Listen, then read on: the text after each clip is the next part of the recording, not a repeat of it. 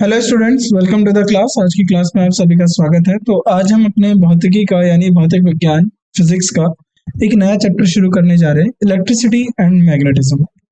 अब जरा ध्यान से देखिए, यहाँ पर एक विद्युत को बारे में है और एक चुंबकीय क्षेत्र या चुंबकीय चीजों से रिलेटेड है।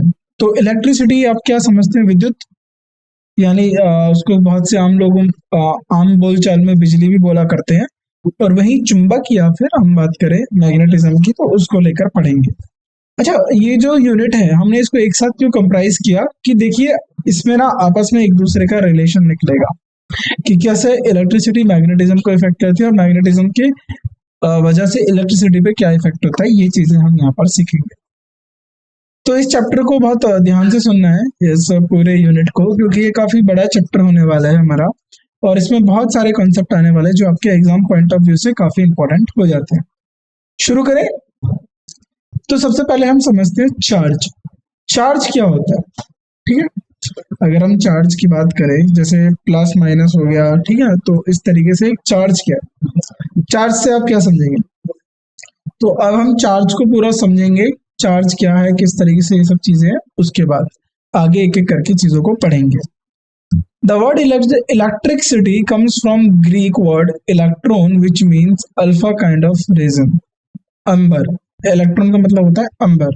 तो जो इंग्लिश का वर्ड है इलेक्ट्रिसिटी, ठीक है, जो हम बात करें विद्युत की, विद्युत इसको हिंदी में बोला जाता है, लेकिन इंग्लिश के अंदर इलेक्ट्रिसिटी कहाँ से आया? ये ग्रीक वर्ड है इलेक्ट्रॉन, वहां से आया जिसको हम बोलते हैं एम्बर। शब्द बिजली एक, अब देखो यहाँ पर ये चीज हिंदी का शब्द है, विद्युत हो गया, लेकिन इलेक्ट्रिसिटी की हम बात करें वो एक इलेक्ट्रॉन शब्द से आया।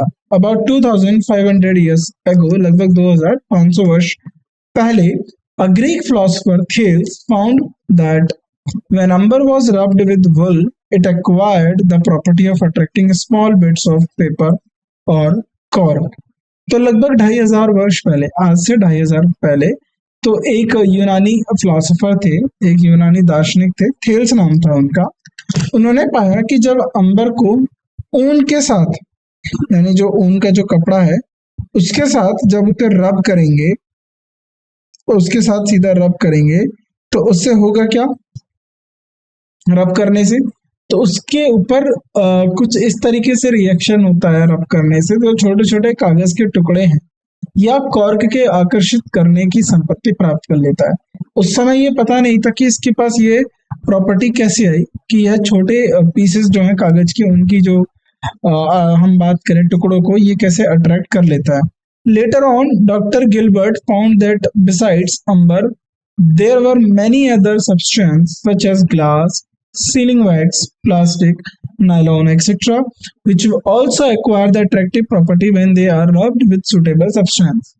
तो बाद में क्या हुआ कि बाद में जो गिलबर्ट थे, उन्होंने भी पाया कि अंबर यानी जो संगमरमर हो गया या अंबर के अलावा भी कई अन्य पदार्थ हैं, जैसे कि कांच हो गया या सीलिंग वैक्स हो गया, प्लास्टिक, नायलॉन आदि उपयुक्त पदार्थों को के साथ घिसने पर, यानी हर एक को अलग अलग किसी उपयुक्त पदार्थ के साथ घिसने पर इनके ऊपर आकर्षण का गुण आ जाता है, आकर्षण का गुण प्राप्त करते हैं और इन पदार्थों को विद्युत कहा जाता है। तो इसीलिए इन सब्सटेंस को उन्होंने क्या कहते हैं? Electricity. In the table given inside, तो ये टेबल के बारे में हम बात करेंगे अभी। Given inside, if an object in first column is rubbed against the object given in second column, the object in the first column will acquire positive charge while that in second column will acquire negative charge। यानी दिए गए तालिका में यदि पहले स्तंभ में दिए गए एक वस्तु को दूसरे स्तंभ में दिए गए वस्तु के खिलाफ घिस दिया जाए, यानी रब कर दिया जाए, तो पहले स्तंभ में वस्तु को सकारात्मक अवशेष प्राप्त करेगी और जब दूसरे स्तंभ में वह नकारात्मक अवशेष प्राप्त करेगी। अवशेष यानी चार्ज की बात हो रही है यहाँ पर। तो बोला गया है कि यहाँ पर अभी हम जैसे कॉलम की बात करेंगे, तो जो पहले कॉलम को अगर आप रब करोगे, object given in a second column, जो सेकंड कॉलम में ऑब्जेक्ट दिया हुआ है उसके हेल्प से पहले वाले कॉलम के ऑब्जेक्ट को आप रब करोगे, तो पहले कॉलम में पॉजिटिव चार्ज आ जाएगा और नेगेटिव चार्ज किस में आ जाएगा? दूसरे कॉलम में। यानी सकारात्मक जो हम बात करें चार्ज को लेकर, सकारात्मक आवेश को लेकर, ये किस में आ जाएगा? फर्स्ट कॉलम में, और नकारात्मक या ऋणात्मक आवेश किसमें आ जाएगा, सेकंड कॉलम में। तो पॉजिटिव चार्ज, नेगेटिव चार्ज, यानी ग्लास रॉड को अगर आप सिल्क के या रेशमी कपड़े से, कांच का रॉड है उसको आप सिल्क या रेशमी कपड़े से घिसते हो तो कांच का जो रॉड है उस पर प्लस चार्ज हो जाएगा और सिल्क पे क्या हो जाएगा, नेगेटिव चार्ज। फर और कैट स्किन, जो फर होते हैं, फर जो होते हैं ना, जैसे आपने देखा होगा कैट की स्किन के ऊपर फर लगे हुए होते हैं, फर मतलब बहुत सारे बाल होते हैं। तो जो फर या कैट की स्किन को एबोनाइट से आप घिसेंगे तो उस पे क्या हो जाएगा, पॉजिटिव चार्ज फर पे, और एबोनाइट पे नेगेटिव चार्ज। वही बात करें वुलन क्लॉथ की, तो वुलन क्लॉथ को अगर आप अंबर से या कहरबा से या अंबर से घिसते हैं तो वुलन क्लॉथ पे क्या हो जाएगा, पॉजिटिव चार्ज, और अंबर पे क्या हो जाएगा, नेगेटिव चार्ज। अगर वुलन क्लॉथ को आप रबर शूज से घिसेंगे तो रबर शूज पे नेगेटिव चार्ज और वुलन क्लॉथ पे जाएगा पॉजिटिव चार्ज। अगर वुलन क्लॉथ को आप प्लास्टिक ऑब्जेक्ट से घिसेंगे तो वुलन क्लॉथ पे पॉजिटिव चार्ज और प्लास्टिक जो है ऑब्जेक्ट पे क्या हो जाएगा, आपका नेगेटिव चार्ज। तो इसका एक सीधा साधारण बताता हूँ। जैसे क्या होता है, कभी कभार आप प्लास्टिक की चेयर पर बैठते हो तो आपने जो स्वेटर है या फिर हम बात करें वुलन कपड़े पहने होते हैं तो फ्रिक्शन की वजह से वो आपस में घिसते रहते हैं। जैसे आप उठे, आगे हुए, इधर इधर मूव किया तो फ्रिक्शन की वजह से वो घिसेंगे और उसके ऊपर क्या हो जाएगा, स्टैटिक चार्ज, स्टैटिक आवेश उस पर क्या हो जाएंगे, डेवलप हो जाएंगे। तो आपका जो वुलन कपड़ा है वो पॉजिटिव चार्ज हो गया और जो चेयर है वो नेगेटिव चार्ज हो गया। तो जैसे ही आप मेटल को टच करेंगे तो आपको एक हल्का सा करंट या फिर हम बात करें शॉक जैसा कुछ प्रतीत होगा, राइट।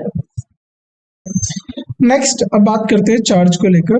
चार्ज क्या है, चार्ज से आप क्या समझते हैं। The bodies which on rubbing acquire the property of attracting light, bodies such as paper, pieces, etc. are said to be electrified or charged. यानी वे शरीर जो घिसने पर हल्के शरीरों को, जैसे यानी कोई भी ऑब्जेक्ट जिसको घिसने पर हल्के ऑब्जेक्टों को, जैसे कि कागज के टुकड़े हो गए आदि, को आकर्षित करने पर संपत्ति प्राप्त करते हैं। यानी आकर्षित करने पर अब क्या करते हैं, उनके पास कुछ इस तरीके की प्रॉपर्टी आ जाती है जिससे वह उनको अट्रैक्ट कर सकते हैं, यानी आकर्षित करते हैं। तो उस जो प्रॉपर्टी है उसको हम बोलते हैं विद्युतीकृत या चार्ज कहा जाता है।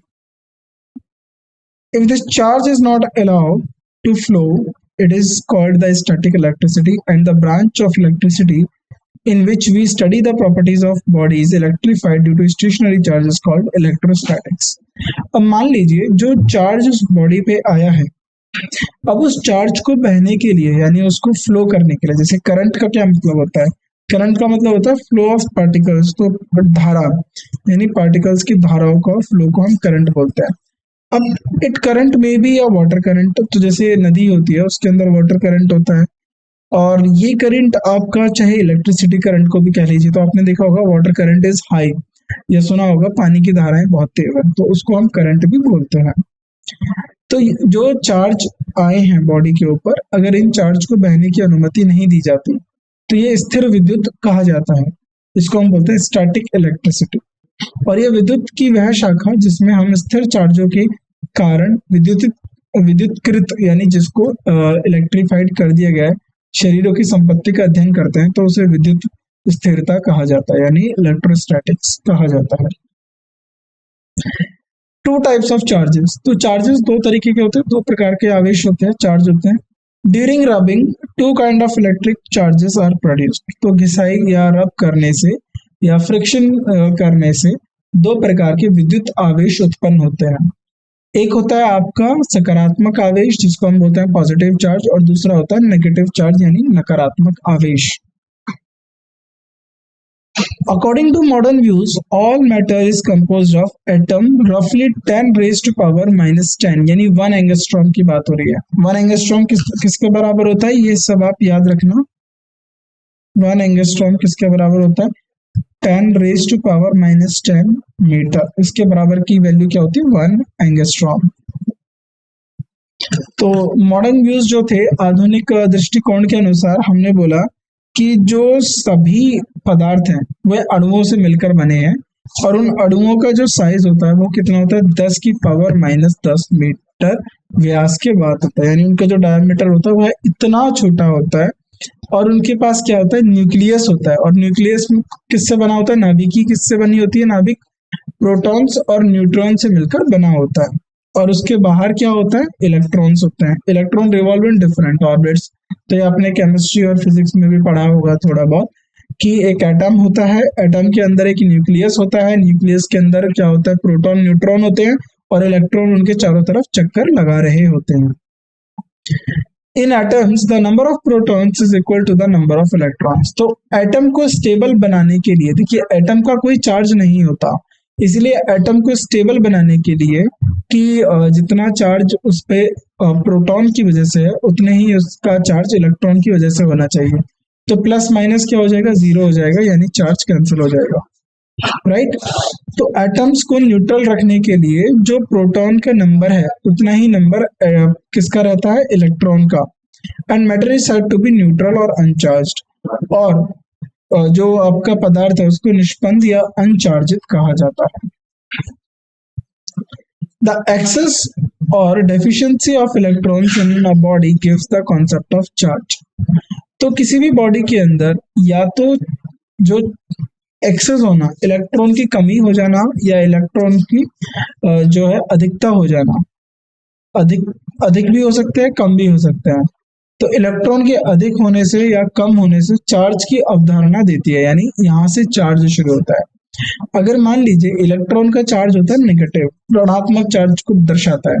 अगर किसी शरीर पे इलेक्ट्रॉन की मात्रा ज्यादा हो जाती है तो उसका जो चार्ज है वो ऋणात्मक हो जाएगा या नकारात्मक या नेगेटिव हो जाएगा। लेकिन वहीं किसी शरीर का जो इलेक्ट्रॉन है उसके अंदर कम हो जाएगा, यानी तो जो नेगेटिव चार्ज है वो कम हो गया, पहले शून्य था यानी दोनों बराबर थे और उससे भी कम होने लगा, तो जो नकारात्मक वैल्यू है वह कम होने लगी। तो सकारात्मक वैल्यू बढ़ जाएगी क्योंकि नकारात्मक वैल्यू सकारात्मक की अपेक्षा में कम हो गई, तो इसीलिए उस पर क्या हो जाएगा, सकारात्मक चार्ज यानी पॉजिटिव आवेश यानी सकारात्मक आवेश आ जाएंगे। If in a body there is an excess of electrons over its neutral configuration, conventionally the body is said to be negatively charged, and if there is a deficiency of electron, it is said to be positively charged. तो ये अभी हमने इसी बारे में बात करी। यदि एक शरीर में इसके न्यूट्रल कॉन्फ़िगरेशन के ऊपर इलेक्ट्रॉन की अधिकता है तो परंपरागत रूप से कहा जाता है कि शरीर नकारात्मक रूप से चार्ज, और यदि इलेक्ट्रॉन की कमी है तो इसे सकारात्मक रूप से चार्ज कहा जाता है। ये अभी आपको हमने डिटेल में समझाया। So a negatively charged body means that the body has gained electrons, while a positively charged body means that the body has lost some of its electron. तो बिल्कुल यहाँ से हम ये बात कह सकते हैं कि अगर कोई बॉडी पॉजिटिवली चार्ज है या नेगेटिवली चार्ज है, अगर जैसे आपने बोला कि बॉडी नेगेटिवली चार्ज है, तो कहने का मतलब है कि जो बॉडी है उसने इलेक्ट्रॉन्स की मात्रा को गेन किया, यानी उसके ऊपर इलेक्ट्रॉन्स की मात्रा बढ़ गई। अगर वही कहें हम कि बॉडी जो है पॉजिटिवली चार्ज है, तो यहाँ पर हम कह सकते हैं जो इलेक्ट्रॉन की मात्रा है उस शरीर के ऊपर, उस बॉडी के ऊपर कम हो गई, ठीक, या खो दिए। Electric charge is not created but just transferred from one body to another rubbing और during rubbing of the bodies. तो ये बिल्कुल सही बात है। जैसे law of conservation of mass पढ़ा आपने, law of conservation of energy पढ़ा। क्या कहते हैं कि आप जो द्रव्यमान है ना ही उसे नष्ट कर सकते, ना ही उसे आप बना सकते, वह एक बॉडी से दूसरी बॉडी में ट्रांसफर हो जाएगा, यानी एक स्टेट से दूसरे स्टेट में बदल जाएगा। ऐसे ही ऊर्जा है, ऊर्जा को ना ही बना सकते ना ही ऊर्जा को नष्ट कर सकते, वह एक रूप से दूसरी रूप में बदल जाती है। यानी a mass cannot be created nor be destroyed, it can transfer from a mass neither be created nor be destroyed, it can transform from one state to another state. Same as for हम बात करें energy की, energy neither be created nor be destroyed, it transform from one form to another form. Same charge को भी नहीं, आप आवेश को, विद्युत आवेश को, इलेक्ट्रिक चार्ज को बनाया नहीं जाता, यह एक बॉडी से दूसरी बॉडी में ट्रांसफर हो जाता है, बल्कि एक वस्तु से दूसरे वस्तु में स्थानांतरित किया जाता है दो शरीरों को घिसने या घर्षण पैदा करने के माध्यम से।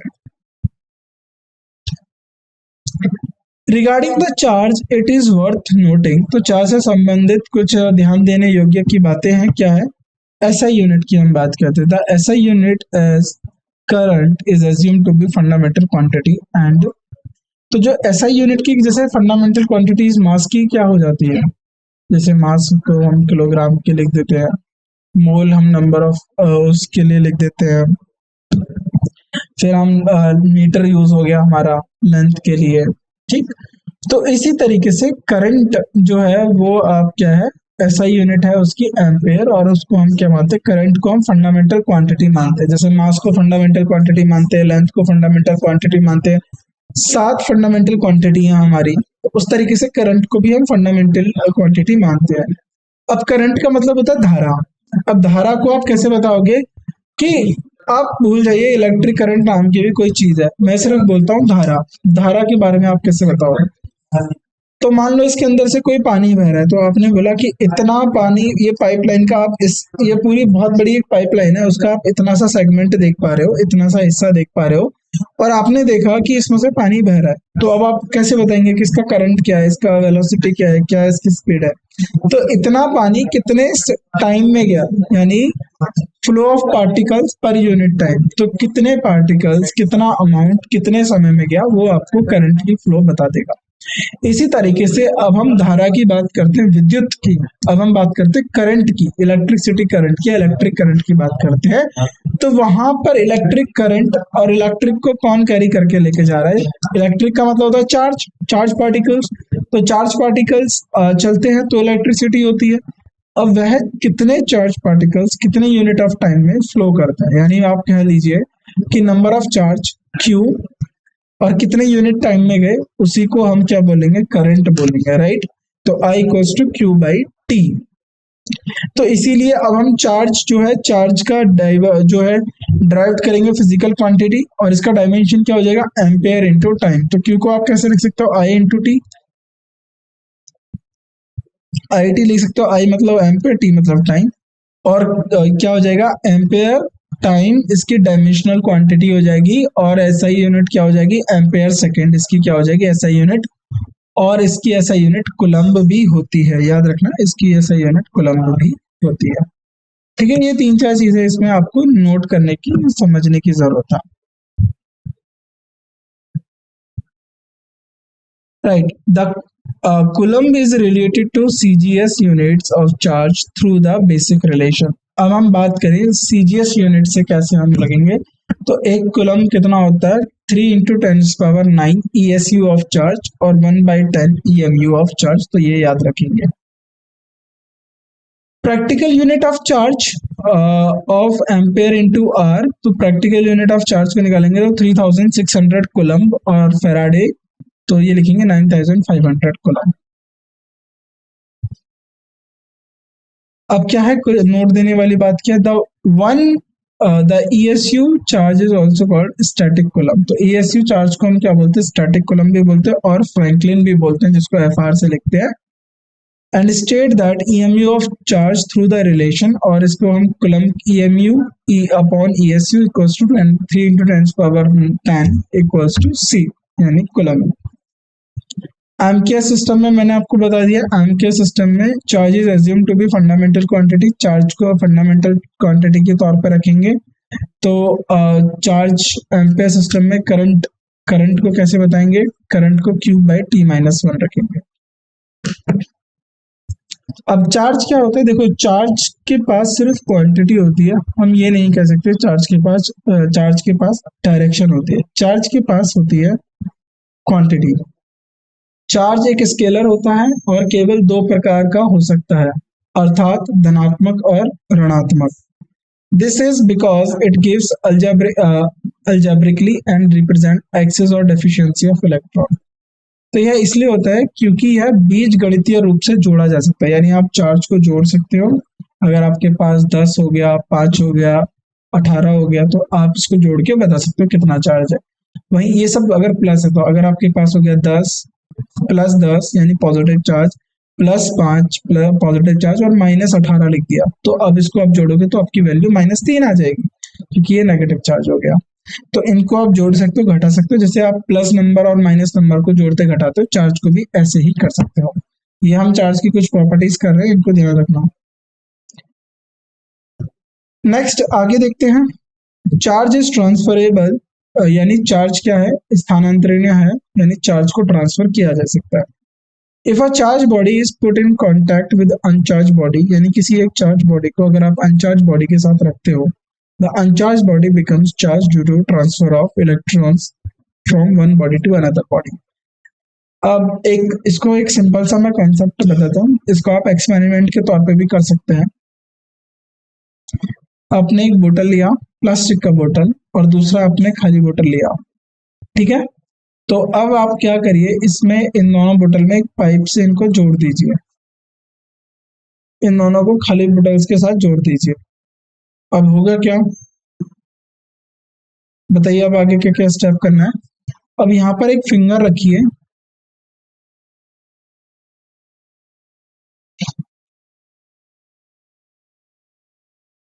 और इसको पानी से भर दीजिए, और उसके बाद यहाँ से पानी हटा दीजिए। अब फिर उसके बाद चेक करिए कि ये जो पानी यहाँ तक फिल था, अब ये धीरे धीरे धीरे धीरे धीरे कम होता जाएगा, और ये पानी इन दोनों में क्या हो जाएगा, आधा हो जाएगा। यानी हाई पोटेंशियल से लो पोटेंशियल तक के लिए पानी चलता है, और इनको क्या कर देगा, बैलेंस कर देगा, ठीक है।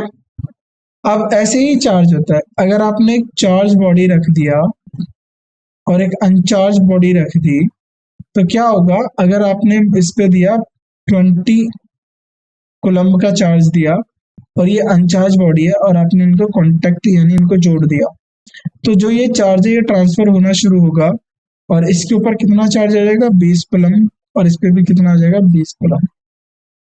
तो इस तरीके से हमें क्या पता चला, जो चार्ज है वो क्या है, वो ट्रांसफरेबल है, यानी वो ट्रांसफर होता है।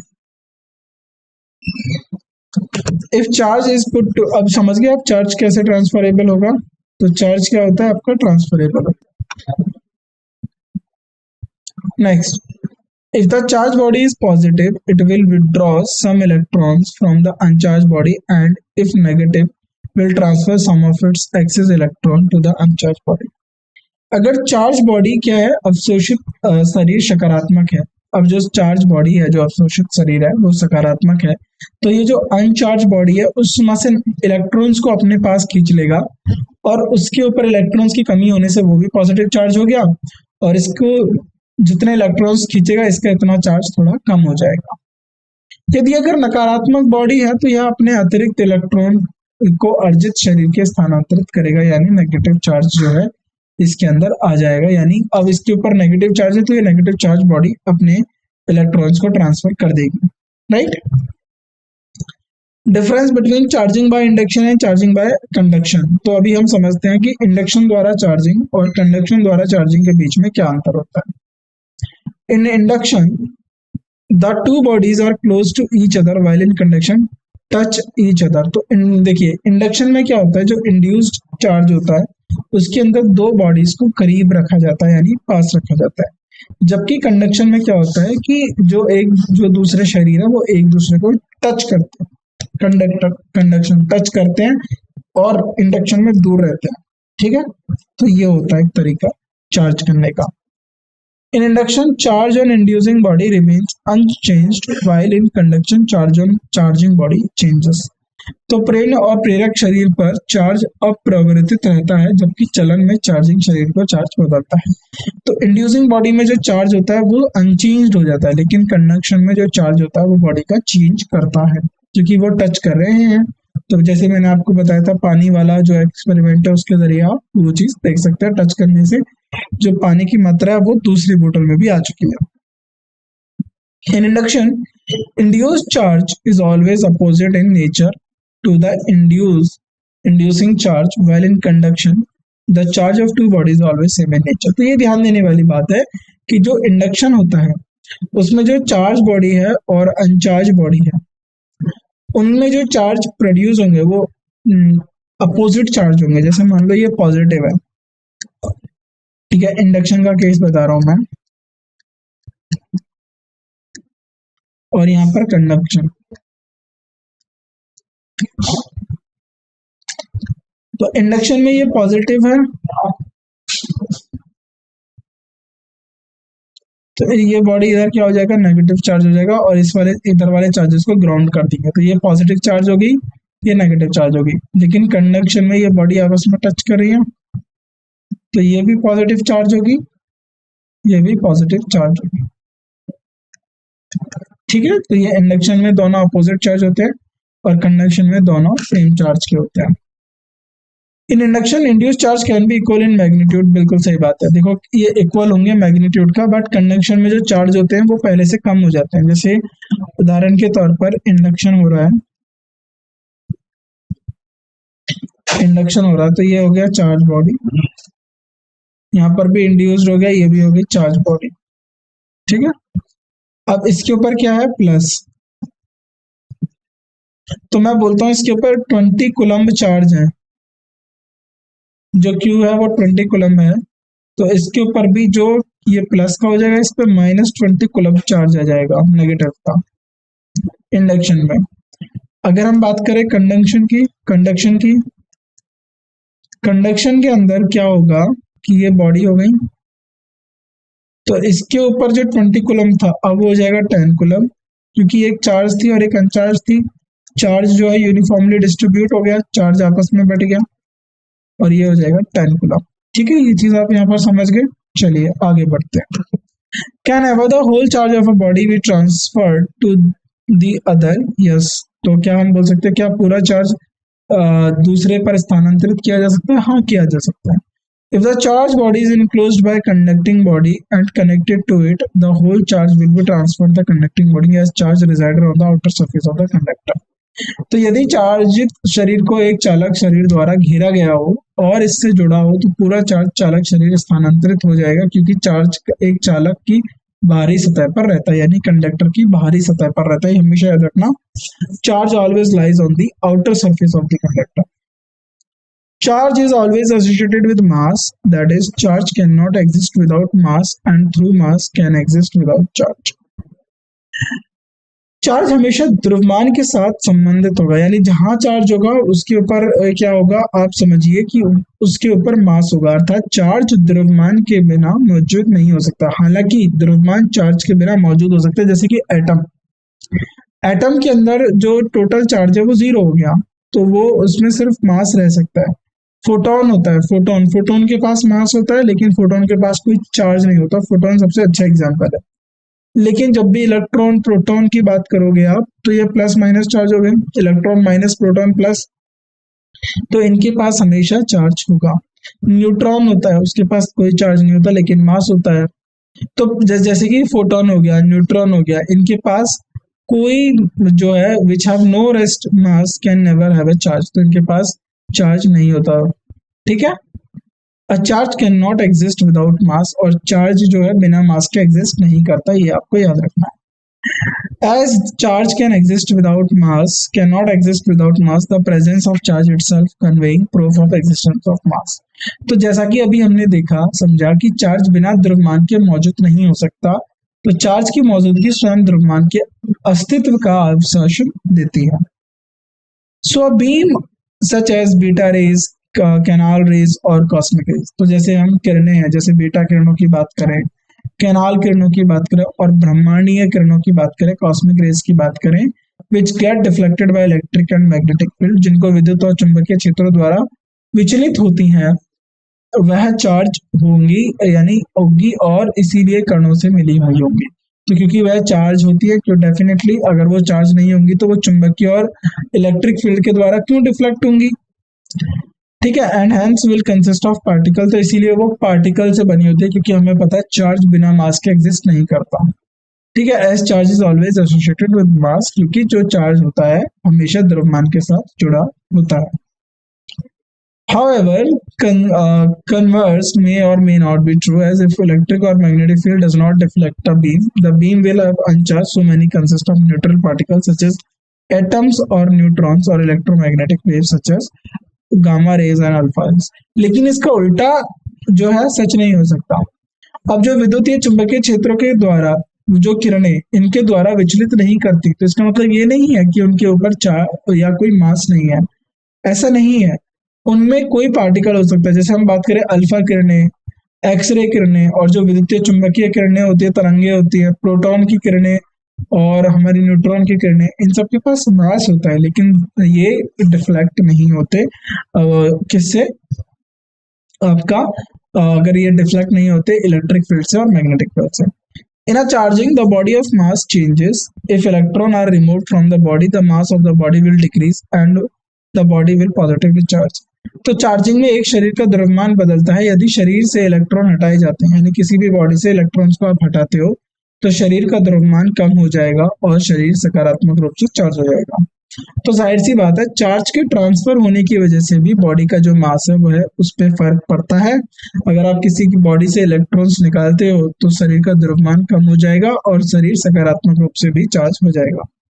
अगर आप इलेक्ट्रॉन्स ऐड करते हो किसी भी बॉडी के ऊपर, तो क्या होगा कि शरीर का मास बढ़ेगा और शरीर जो है नेगेटिवली चार्ज हो जाएगा। और मास ऑफ इलेक्ट्रॉन क्या होता है, 9.1 into 10 raise to power minus 31 kg, ये इसका मास होता है। The change in mass of a body due to charging is practically negligible so compare to the mass of the body. तो जो changing होता है ना, वो हमें हम देखें कि वो हमें दिखता नहीं है, क्योंकि बहुत कम मास जो है बदलता है वास्तविक तुलना में। चार्ज इज क्वांटाइज्ड, तो जो आवेश जो है वो संगठित होते हैं। When a physical quantity can have only discrete values rather than any value, the quantity is said to be quantized.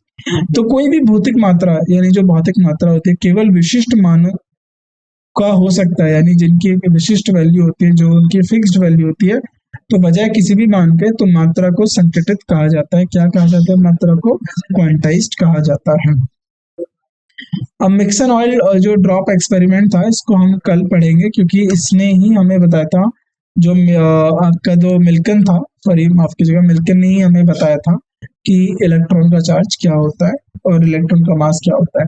ठीक, बाकी की चीजें जो है हम अपनी नेक्स्ट क्लास में जो है कवर करते हैं। तब तक के लिए जो भी आपने पढ़ा इनको अच्छे से रिवाइज करिएगा और अपनी परीक्षा के लिए तैयार करिएगा। तो आज की क्लास को यहीं रोकते हैं। बाकी आप सभी का शुक्रिया आज की क्लास में उपस्थित होने के लिए।